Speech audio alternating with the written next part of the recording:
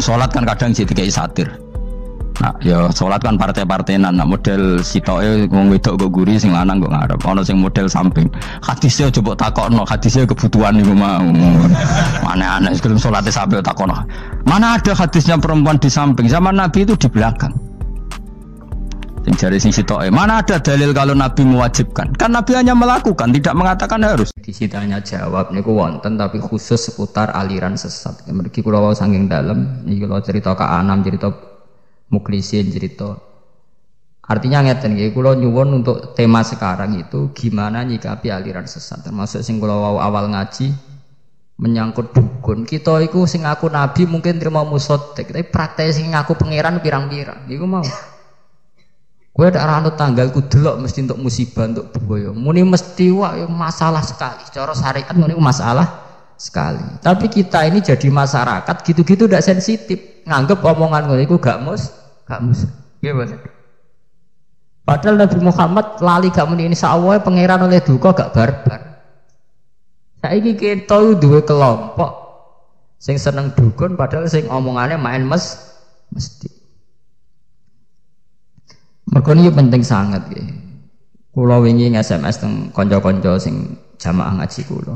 Nabi nate dawuh idza zaharatil fitanu wal bid'u fal yuzhiril alim ilmahu wa illa fa alaihi la'natullah wal malaikati wan nasi asma'in. Nak fitnah wis ketok wong alim kudu ngetokno ngalime. Kaya kula wau ngetokno ngalim kula. Saiki wong bareng-bareng muji kaji. Tapi gak tau muji kudu ana wong alim sing nekat kaya kula muji salat gak buati Allah. Nggo ngimbangi wong alim-alim sing iso muji kaji. Padha-padha ibadah sitok dipuji sitok ora. Nek ora ya ora kabeh. Iya ya kabeh. Nah sing wani ngotot kaya kula, kok ana regane, sampean macam-macam gertak malah ngredeg kabeh. Aku lho beda ae. Lha mergo nek sing ngomong sampean kan pancen kere ra kelar kaji. Nek kula kan gak ngarah ngomong darane ra kelar kaji. Berapa pira ditawani kaji mulai tempat kerja sampai anak buah kula sing sugih itu. Gak sik tak kampanye salat sik ora wis dielingno Kanjeng Nabi kampanyane salat wis bar ya tak kaji. Ya jangkut kalau suwun nggih. Masa aliran sesat itu dimulai saka fantasi, eling-eling khoyali nggih cara bahasa hikam jenenge napa? Khoyali. Mergo kula niku pondok salaf niku kula nate, kula cerita. Saya itu pernah diskusi sama Dirjen Depa, pernah diskusi dengan orang-orang pinter. Pondok salaf itu harus ada sertifikat. Wonten sing musala pondok salaf kudu bersertifikat. Engko sing ngetok nggih MUI, sinten? Mergo nek gak disertifikat, kadang kan ning pondoke wonge nakal to gak sempat ngalim. Tapi berhubung soleh tetep nyai. Nyai ning desa terus dhewe aliran nganggo versine dhewe. Mau santrine rambutnya kon gondrong. Terus carane wiridan niku macam-macam, sitok kumplung sitok kosong, kumplung sitok isine watu. Terus ngesano nek ibadah glontang-glontang luwih apik timbang sing ora glontang. Artinya tuh di fantasi dhewe. Padahal nak fair, tasbih itu ya bid'ah, nak nuruti bid'ah. Lah padha watu didakok tom, apa? Cempolong terus dimencaloni cempolong sing kosong ya padha bid'ah. Nak nuruti iku diarani bid'ah. Mergo inti wiridan kan ikhlas e. Soal kaifiyahe wong kadang nganggo tasbih, kadang nganggo cethet-cethetan sing modern, kadang nganggo watu krikil. Tapi pada salaf kan ngeri to, senteng desa-desa.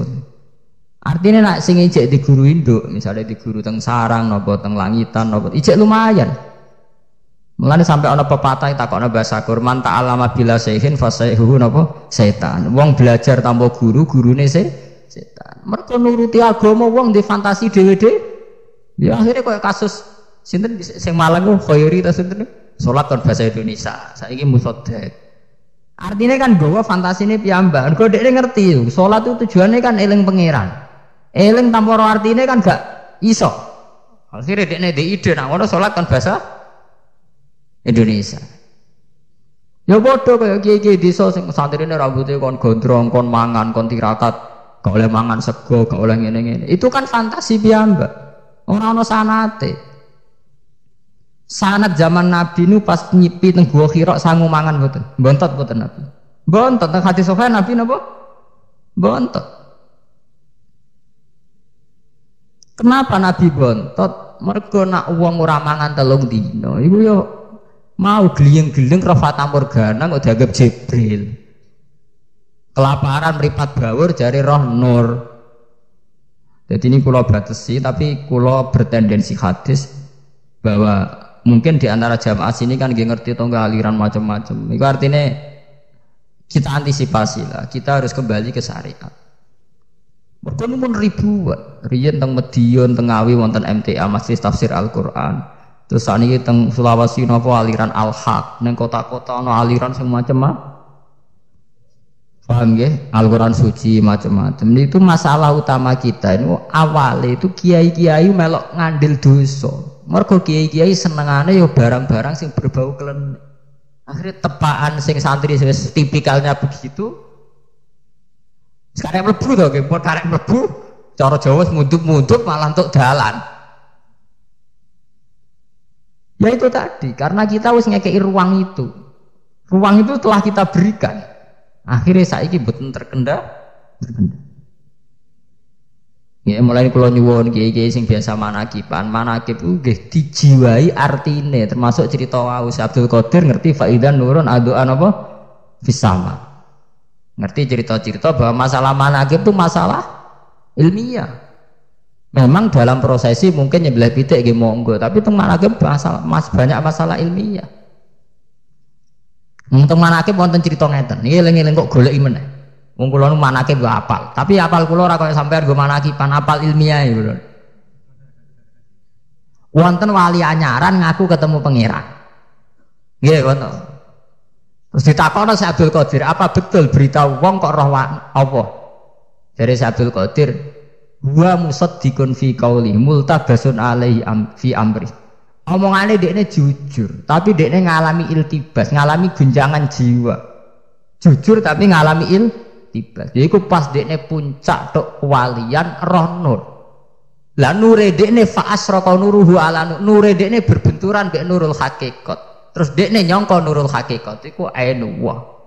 Lha iku artinya kan betapa ilmiahnya Syekh Abdul Qadir. Jebule dekne mau roh nuru basiratihi. Tapi nure basirahe disangka iku intinya kan ilmiah, paham ya? Tapi nasibnya mana ke pelek nih zaman akhir. Jadi wak pitek, repot. Jadi ya nakib ya nasibnya sial juga. Akhirnya terus urusan wak pitek, wak kaji nasibnya terus urusan biaya, be ongkos enak. Ibadah tenan nasibnya geledek urusan pakar. Itu kan repot. Ya memang tidak salah, ini tidak salah kok. Orang nyanyi, orang dangdutan, tapi nak iso wis kadung manakiban sing bener. Lho kula sering diundang manakiban teng tangga. Nggih kula dugi. Tapi dari tiang-tiang nak sing maca Mas Bai hawane ape njaluk donga sungkan jan. Mergo kiyaine ketok anti. Jadi wong sugih nak ngaturi kula kek ora ngaturi kula ra enak. Kula dianggap wong alim. Ngaturi ku ngerti nak aturane ketat. Nggih kula tak omongi sing donga. Manakiban iki kok sono donga ora sono donga kabul kajate ora usah ngono-ngono nak anggape sedekahane fakir miskin iki wae ngoten Gus iya nak gak ngono gak teko nggih mun terserah gak usah donga-donga nak donga ora sama manakiban wong rak donga ya ayuhannas antumul fuqara'u ilau setiap saat kita donga mbek pangeran setiap saat kita fakir ilau donga ngenteni ana manakiban ngenteni kaji ngenteni wali songo setiap saat kita antumul fuqara'u napa ilallah. Kita setiap saat fakirun ilallah, fakirun ila rahmati. Takwa yang ngenteni engko-engko, at-taqwa hahuna, haitsu makunta. Makom setingkat kula lamin melem pangeran setiap saat ngenteni manakiban, ngenteni kaji, ngenteni ini pangeran ya pangeran terus. Donga terus setiap saat kita antumul fuqara napa? Ngomong sing ngundang manakib tak omong. Ya aku teko. Lha maksud piye niku Gus kula gadah hajat ngene. Urusan mung ndek hajat, menungso hajate bek. Nah, nuruti manusia hajatnya gak bar. Mulane kepinginnya minjamil hajat tuh. Wa taqdilana minjamil. Ora sadar sebagian hajat itu kriminal. Kula bolak-balik didik kangkang kula santri kula. Kowe nak ndonga ojo ngel-ngelo pangeran. Lah pangeran peran sebudi lah ya cah wedok sing ayu iku roh kowe muni naudzubillah min dzalik. Kowe ndonga untuk cah wedok iku ayu. Lah pangerane wong akeh. Nak pangeran nuruti kuwe ngekei bencana cawe wedok iku. Mergo cara cawe wedok iku kowe problem. Jadi cara kue nikmat, cara cah iku musibah. Lah pangerane yo mikir, nuruti kue nyelakakno wong ndi? Iya. Padha kowe donga toko mlaris dhewe, kae nyelakakno wong ndi? Kaya kula misale ora tau donga dadi kiai sukses. Lah apa kiai liya ora butuh sukses? Mun donga wis opo-opo wae kok didikane pangeran ya donga ya nduk sepuro. Ya sepuro lah gak harus sing rugi to. Nah nduk sukses sing rugi akeh. Kowe nduk donga dadi bupati, artine wong liya ora dadi to. Mulane kula nu ora iso diatur, kula sering ditakani asisten bupati. Gus Bak itu kiai baru tapi undangannya kok susah. Sebelum teko sak ngundang aku barang ki ra kagok, ora usah teko. Kecuali misalnya bupati ngundang ini ada masalah bangsa atau masalah masyarakat yang saya anggap Pak Kiai termasuk yang bisa bikin solusi, kula teko. Karena ciri utama Nabi, ciri utama ulama mikir masalah ora kok teko terus pesta ulang tahun. Anak resepsi buyute nang teko, wis ora teko. Gedhinge Allah. Maksudnya ora urusan iku tuh ana yen ulama sing kacau sithik-sithik niku dono, tapi luwe waras. Di bangsane khusyuk ora jelas. Maksa ada agama dengan dolanan. Agama ya agama, inti agama itu wa ma umiru illa liya'budullah mukhlisina napa? Laudin titik. Mbok dadi niki kula nyuwun untuk konteks ini masalah aliran sesat itu ngeri. Dan ironisnya itu hampir semuanya bulan pondok kita kan, pondok sana. Kados awal ngaji kula wau karena agama bawa fantasi, bawa khoyal. Iku nak sing syariate ra kuat kego. Ya wong santri iku mulai iman be akik Sulaiman sampai klambi onta kusuma kono kabeh. Wis aliran pikirane sing ora wis. Sudah di duit fantasine sing ora. Karena banyak ulama di Jawa itu yang jawabnya pakai standar kultural. Hanya kultural ya gak enak, nurutin apa? Gak enak. Jadi kita sebagai kiai itu kan di satu sisi membawa misi syariat. Ya, di satu sisi bagaimanapun kan ya membawa unsur kultural. Kalau balin malih ya. Jadi jamaah sini harus tahu bahwa saya jawab di sini dengan kapasitas ulama, tidak dengan kapasitas kultural. Karena ya banyak masuk kiai ngalim lah, kadang jawabnya pakai faham apa kultural. Dan itu kadang ya tidak salah. Terus sitak-sitak sing pertama apa kan? Saat yang ekstrim, artinya kayak ngaku nabi, ngaku wahyu itu rata-rata ulama ijma itu sampai murtad. Ya pengikutnya juga murtad. Tapi masalahnya kan untuk pengikutnya khusus. Saya itu kan kemarin kebetulan peneliti itu kan namanya Saifuddin, dosen Yayan Jogja. Peneliti aliran Al-Qiyadah Islamiyah. Jadi sebelum diumumkan debat itu 1 tahun itu jadi bahan disertasi skripsinya. Itu untuk level pengikutnya itu begini. Yang di kampus itu kan banyak sing aslinya anak wong abangan. Ya. Sama jadi wong Bojonegoro rak gejol. Kadang kan dari satu daerah, yang daerah situ daerah wong mabuk, daerah wong abangan, nggak kenal agama. Jadi caiki benar-benar kosong. Ya benar-benar apa? Kosong. Nah, tahu agama pertama adalah Nabi ini musaddiq. Loh itu banyak yang tidak tahu sama sekali tentang Muhammad, banyak kan. Loh sampean ditakdir bejol, kenal Kiai Langgar, kenal Islam. Banyak di pedalaman kita sing jenenge Quran Quran digopo toh. Mereka bilang Islam itu hanya karena trennya Islam gitu, tapi nggak pernah tahu Islam itu apa. Itu gale kayak wong rokan cekak. Itu ada satu daerah sing pancen biasanya wonge rokan kabeh. Dia nganggo jilbab, kok sok suci. Gak umum saja, dia tidak niat ngelawan Islam, dia sadar itu tidak umum saja. Ya, bagi orang-orang kan banyak kan, tidak niat melawan Islam tapi punya perilaku yang tidak Islami, tapi dia melakukan itu kultural saja karena di satu daerah atau dia dari satu keluarga yang pola hidupnya kayak itu. Berarti jawaban kula untuk musaddiqnya jelas murtad itu. Tapi untuk pengikutnya mesti.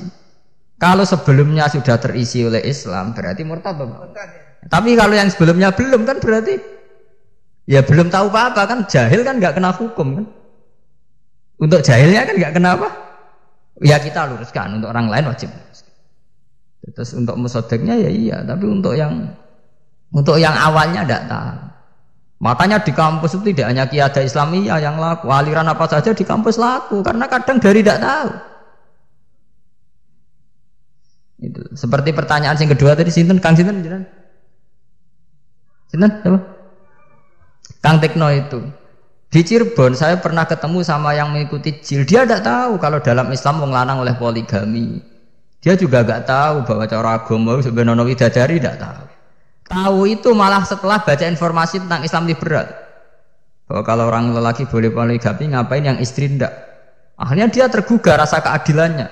Nak wong lanang tok, wong wedok, rantau ini kan tidak adil. Jadi dia terus malah tergugah rasa keadilannya.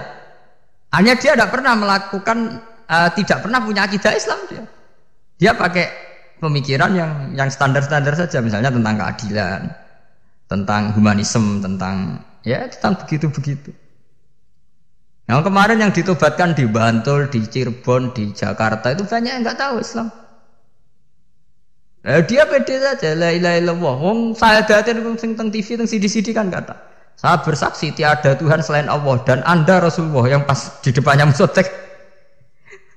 Dia tidak tahu, dia tidak pernah tahu apa-apa. Lah umpama dekne sedurunge Islame kuat wajib sopan sampai Nabi Anda kan. Sampai Nabi dhewe kok muni apa? Ya, saya bersaksi tiada Tuhan selain Allah dan Anda utusan Allah. Jadi sangka wong kosong, sangka tiang napa? Kosong. Mas sampean ora percaya, dolan mau nonton Jogja atau teng Jakarta. Wong sing bapake melarat, bapake copet utawa bapake wong nakal, uripe guwentho ning dalan-dalan, uripe bakasane donya. Nganti tuwa terus kuliah, rata-rata kuliah ning Fakultas Ekonomi. Ya ora redong blas. Wong kula sering ning Jogja ditakoki tiang Islam ora ora Islame itu. Emangnya Muhammad itu siapa sih? Kok populer sekali kok?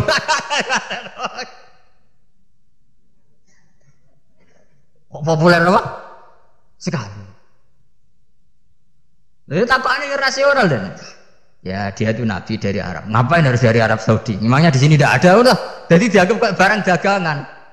Jadi dia nak barang kan tak ada. Masa adanya di Amerika? Di sini belum impor. Untuk takutnya. Nah dia kan logika ekonomi. Oh itu dari Arab. Ngapain dari Arab? Emangnya di sini tidak ada.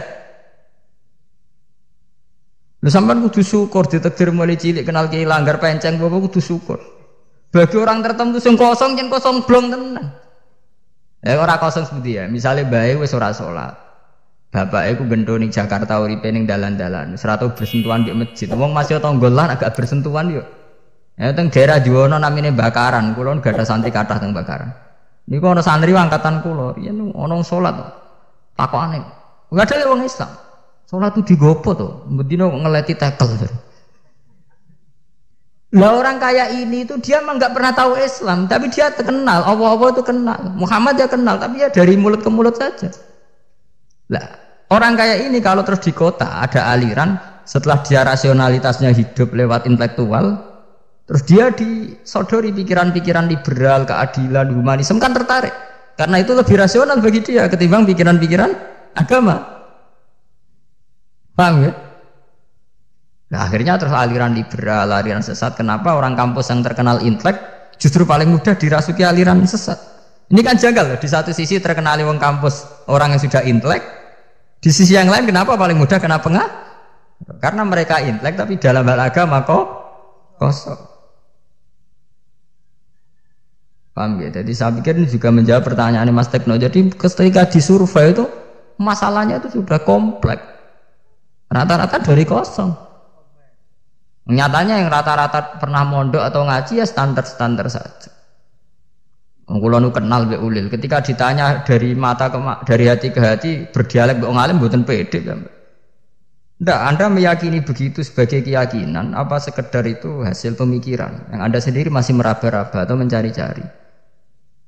Yang enggak disadari tiang awam kan antar wong pinter itu sadar teori relativitas, teori bahwa manusia itu mengalami ambiguitas, bahwa manusia dalam segala kecanggihan pikirannya itu mesti mengalami keraguan. Apa betul pikiran saya ini sudah final atau proses?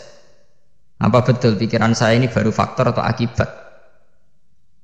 Sehingga semua pakar-pakar itu kalau punya pemikiran itu sudah biasa, ada edisi revisi, ada edisi macam-macam.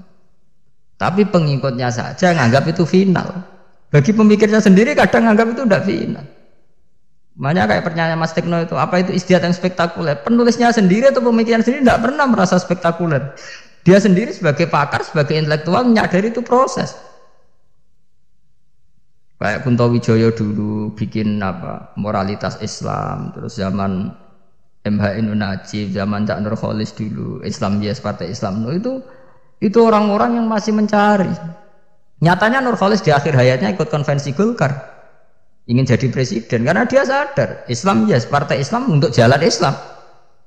Dia tidak bisa setegas zaman ketua HMI bilang Islam Yes, Partai Islam No. Ketika orang sudah tua dengan segala proses sosial mungkin rubah.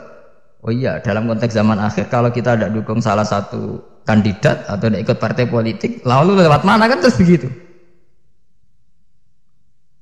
Ya akhirnya mau politik kan banyak kan. Kiai Nom dulu gak politik malah justru pas sepuh politik. Logikanya kan janggal. Mestinya pas sepuh kan malah uzlah kan. Tapi karena kadang sadar dia loh.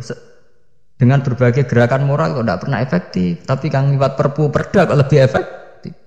Ya misalnya pelarangan narkoba, ada kan lewat moral kiai saja tidak cukup, tapi kalau lewat perda, bagaimanapun karena narkoba itu ilegal kan, lewat perda kan tetap bisa ditangkap polisi kan. Artinya narkoba yang kucing-kucingan kan.